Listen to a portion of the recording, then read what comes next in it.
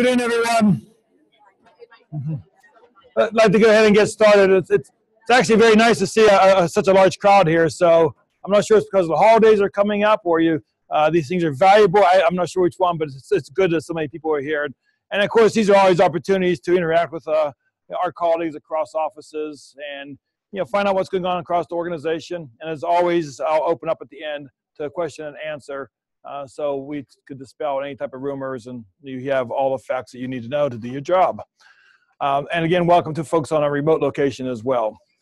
So a couple of things, we'll get started, updates, and let's start with, I guess, the news, so to speak, since last time we got together, and that is the General Assembly finally got around to finishing their budget work. They had previously passed the budget, but didn't pass a revenue bill, and so they wrapped that all up, and it's now official. So as far as that legislation is concerned, fairly positive given the economic situation in the state budget for intermediate units. Early intervention, once again, as the second year in a row, has received an increase, $10 million across the Commonwealth.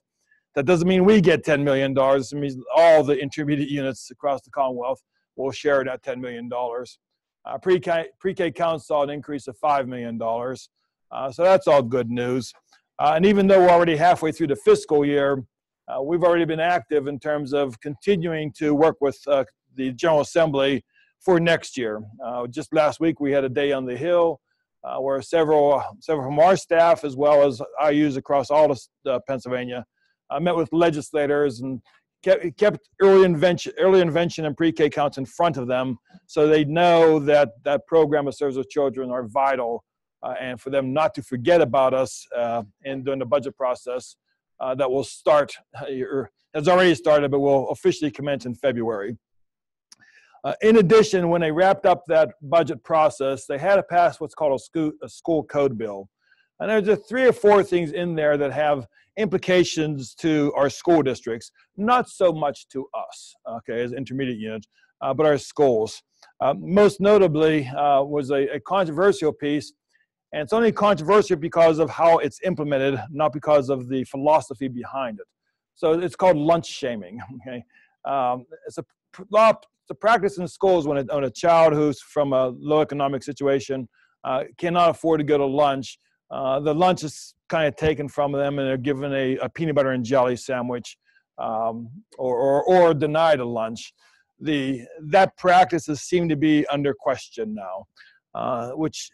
I don't think anyone objects to that, but if you think about what that does to schools and you play it out, when a child is going through the lunch line and they can't afford, who's to say they can or cannot afford, and how many students can go through lunch and simply say they don't have money, and then the school has to pay for it. So it's a well-intended piece of legislation, but the details on how it's going to carry out on a practical basis do not yet exist. And it actually is putting our schools in a little bit of difficulty trying to figure out how to interpret this. In its purest sense, great legislation, but we know that there are people who will potentially abuse that and find ways not to have to pay their bills, so to speak. So the schools are going to have to walk that fine line. And it'll be interesting to see how that plays out. Another piece of legislation is the economic furlough. And just want to be clear on what that means. So it passed that schools who need to furlough professional staff, i.e. teachers, can do so based on performance for economic reasons, right? Under economic conditions. So let's dissect that. This only applies to economic furloughs. It applies to no other furlough. So any other furlough a school district goes through, it's still by seniority. Under an economic condition only, okay, then schools may seek to furlough people based on performance, and it's very spelled out in terms of the unsatisfactory works its way towards. Complicated piece of legislation.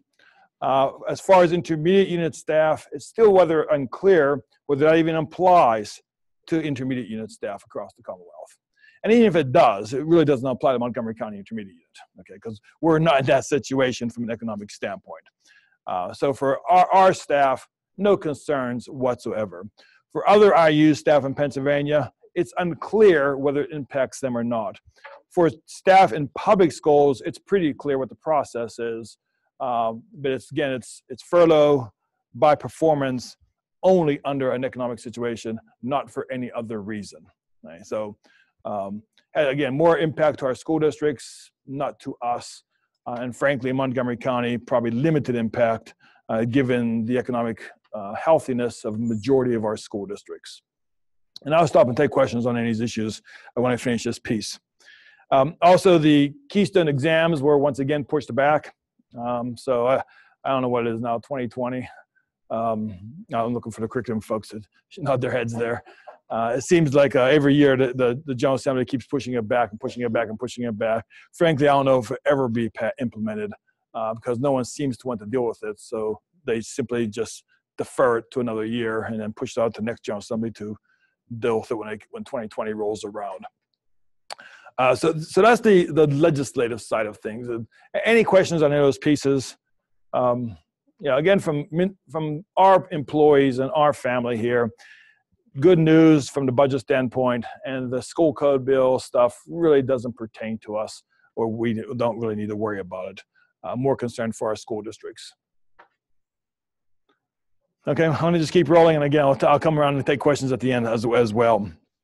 A little bit of disappointing news, actually major disappointing news. We talked about the Early Learning Resource Center grant that we went after aggressively. We got notified that we did not win that grant. All right, so we win some, we lose some, and that's that's how it goes. But I commend the many staff who worked hours and hours and hours to put that together. And I thought we put in an outstanding proposal. And actually, I was very, very confident that we were going to win that. As it turns out, other intermediate units applied for it as well. They also did not get it. So no intermediate unit in Pennsylvania received one of those resource centers. We believe, we don't know, we believe this was an economic decision that the state didn't want to deal with the pension system cost that we had to build into our grant proposal. We don't have it verified, but that seems to be, when you listen to all the information and gather information and talk to individuals, it seems to be a low bid award. And we were not the low bid because we put what we think is a fair bid. As far as the Montgomery County proposal, the county government, which has the CCIS program, currently is going to keep that program. So the county actually won the bid over our bid. So disappointing for us, but that doesn't mean we won't continue to pursue other opportunities for increasing our services in the early childhood area. We went through significant changes at our board. I think I put an announcement out, most of you probably had the opportunity to see, but we lost roughly 40% of our board. That's a significant change. We've never experienced that before. And we're not just board members, highly veteran, seasoned board members that are longtime advocates for MCIU. We lost our past president from Hatboro Horsham. We lost our treasurer from Upper Moreland. We lost Upper Dublin, Jenkintown, Perkiomen Valley, Wissahickon, Methacton, and Pottsgrove. So 8 board members in all that will no longer be providing service to MCIU. That means a significant change. I do not know the new board members coming in. I haven't met them yet. They've not even been identified yet. What happens next is each school district will reorganize the first week of December. Sometime between the first week of December and theoretically the first week of January, they'll identify a new board rep, and then we will find out who those individuals are. Of course, we will meet with them and get them acclimated to the intermediate unit and prepare them for their first board meeting, which will be in January. So it makes it difficult because a lot of things that were in transition now have to be redone with a new board, and a couple of times I'll talk about. But before I do that, simultaneously with the losing of the board, we also received our audit, and once again, we have a very clean audit. So commendations to Office of Business Services for, again, running a situation with no findings whatsoever in terms of the controls of managing the $150 million approximately that we run through this building. So again, nice job for those folks. And we ended the year on a positive note, the year being the 16-17 school year, ended on a positive note. So a positive audit. Financially, we are stable. The whole economic furlough piece is not relevant to us because we're nowhere near that situation. We've been we also ended the prior years with positive fund balances as well. So we've been banking those monies for a future renovation that I'll talk about in a moment. Before I do that, the other thing this board wanted to do on their way out is try to do something positive for the staff, recognizing the hard work, recognizing the successes we've had, recognizing the positive audit. Is they're going to offer, they've theoretically agreed, because we have a new board coming in January, to give an early retirement incentive to staff who did not have the same benefit 2 years ago. So let me explain that. So the teachers in their previous contract had an early retirement incentive that allowed folks to retire early and get a bonus that was paid out over 2 years. We have now completed those payments for those individuals who took advantage of that back in 2015. So we paid the 15, 16, and 16, 17 years. Payments are now complete. So we know we have no outstanding debt on the books for retirement. Likewise, the Act 93 group, okay, has asked for on a couple of occasions to have that same program that the teachers enjoyed for the Act 93 group, okay, and the support staff in the CTC group as well. So the board has agreed now that the teacher contract is, the teacher piece is over. Given the positive audit, then they're going to extend that same retirement incentive to all non-teachers, okay, all non-collective bargaining agreements. So if you're an administrator, if you belong to the CTC group, you belong to the support group, you'll be eligible for that bonus. Okay, now this is all dependent on the new board agreeing to what the old board has just put in place. Right? So we're talking about this is not existing yet, but this is at least a proposal that's going to be discussed in January with the new board members. Essentially, it will look a lot like the teacher retirement incentive from 2015, with some twist to it. Back in the original retirement incentive, it was a $15,000 payment. So that $15,000 payment is basically intact. The difference being because the wage spread between support staff and administration is much larger than you find in the professional ranks of the teachers. Instead of $15,000, it's going to be a 10% of salary. Okay, so someone making $150,000 gets $15,000. Someone making $100,000 gets $10,000.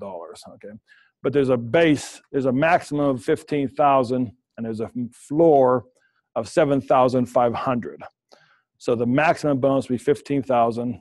The minimum bonus would be $7,500, and then 10% for everybody else in between, if that makes sense. And also, instead of spreading it over 2 years, because we have enough money reserved, it's going to be a 1-year payment instead of a 2-year payment. And lastly, it will probably, and this has not been decided officially yet, it would go, like the teachers, into a health retirement account. And that's what happened 3 years ago.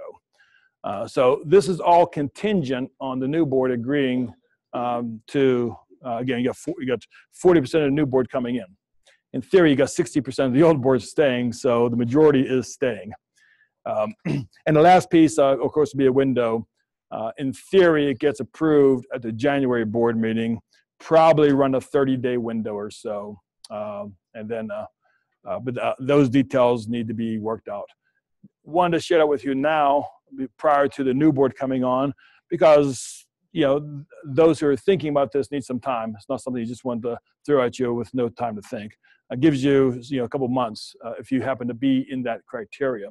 Criteria, by the way, is eligible for not eligible, but willing to take a full PCERS retirement. Okay, so you have to retire in PCERS in order to retire here. You can't retire here and then go get another job. Okay. So PCERS retirement. And then let me stop and ask questions, because I gave you a lot of information, and that may be interesting to some people. Dr. Lenz. Not defined yet. The board is throwing out things like a minimum age of 55 and a minimum number of years of service of 5, but that was not really agreed upon yet at this stage. But those are the numbers the board was tossing around. Other questions on that piece? Because I know it's a bit of news that nobody was expecting.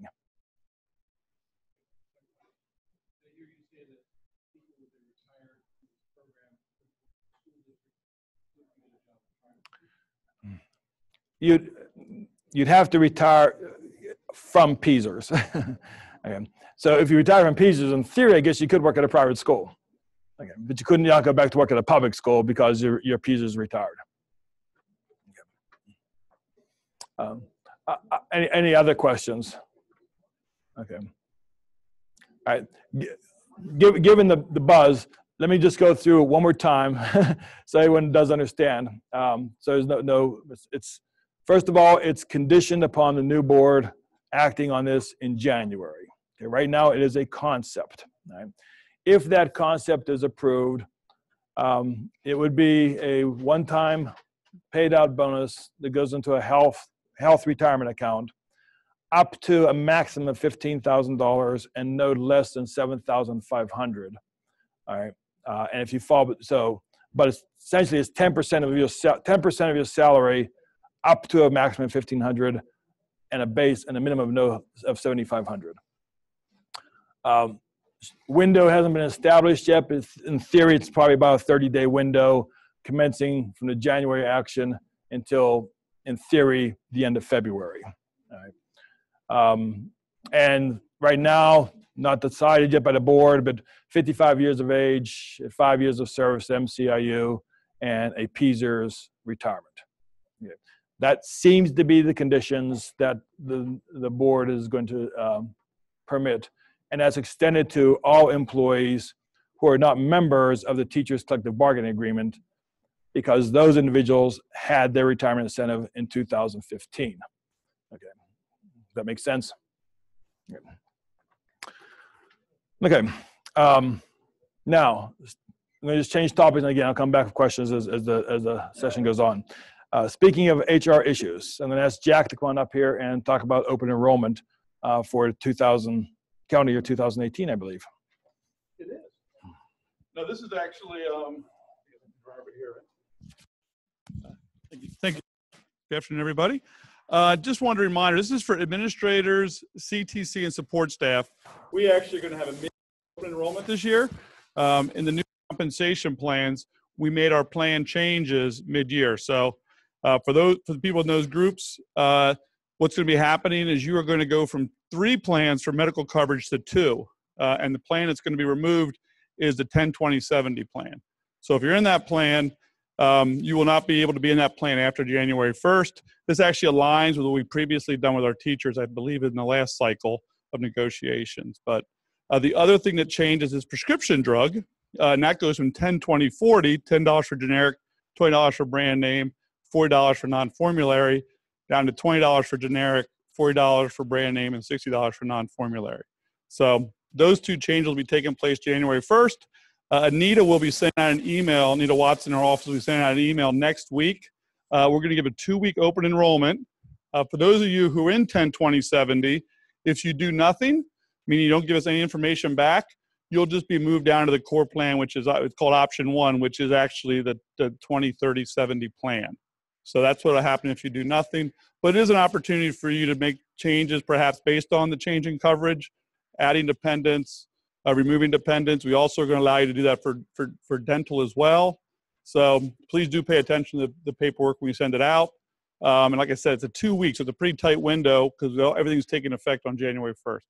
So just want to make sure everyone knew that. So if you're in those groups, administrators, CTC, and support, you can look forward to that next week. Also, while I have the mic, you guys should be getting emails every week with our vacancies. Do they want to get those on Fridays from Sandy Clelly? Please take a look at those. We are doing a great deal of hiring. It's actually a great thing for the IU because we are growing. And with that comes a need for staff. And you guys are our best recruiters. So if you do have a chance, please take a look at those. And if you see any of your friends or anybody you think, family, that you think would be good for these jobs, we're always in need of good, highly qualified staff. So please do take a look at that each Friday. I know it kind of gets a little redundant every week, but please do take a look at that. So thank you. That's all I got. Are there any questions on the open enrollment? Yeah, sure.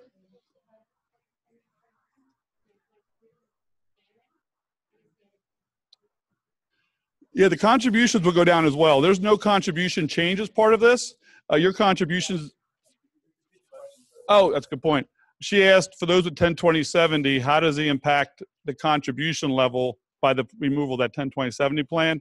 The answer is the contributions right now are based on the core plan, which is a 20-30-70. 10-20-70 was a higher plan.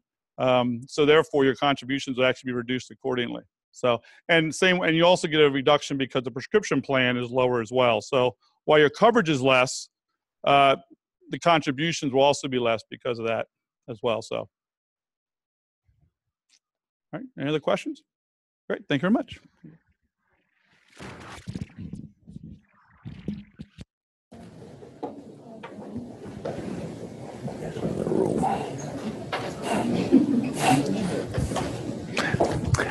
A couple of other things I talked about that were in transition between two boards was actually the renovations at 1605 Main Street.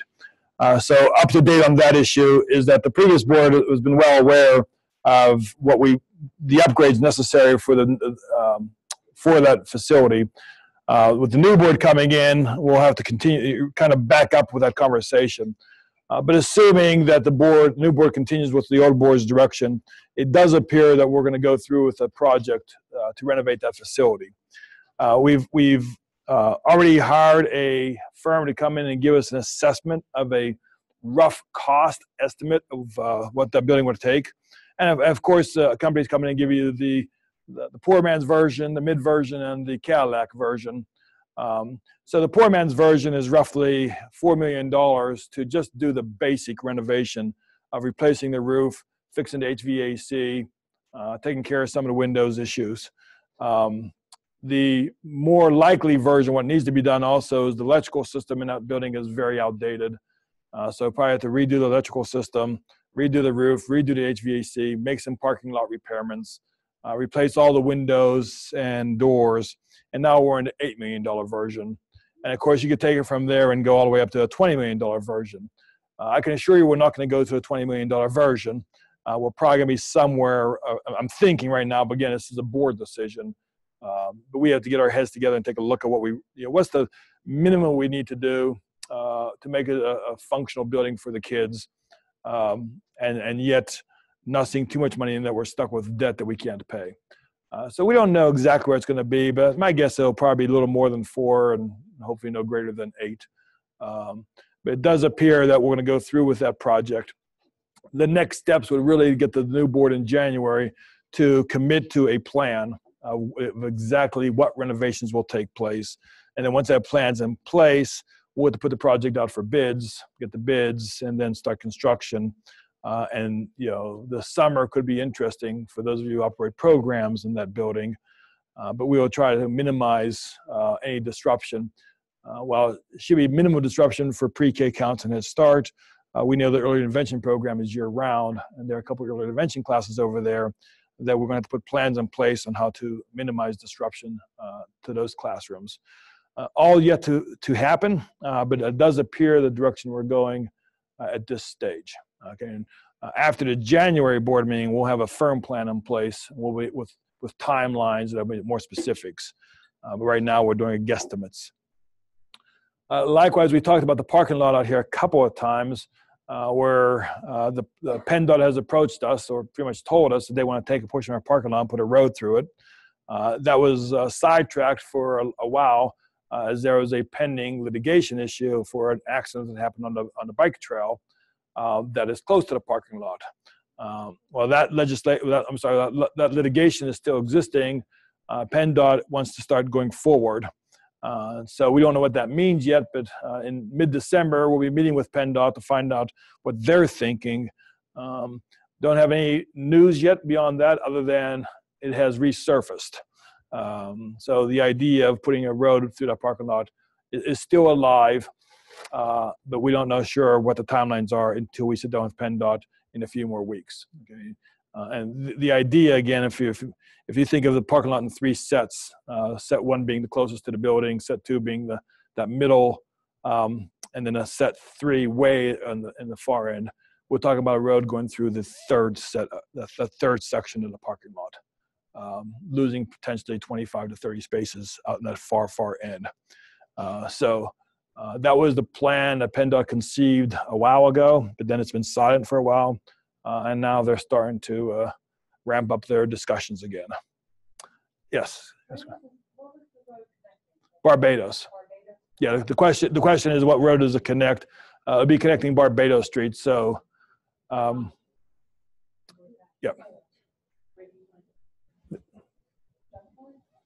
Yes.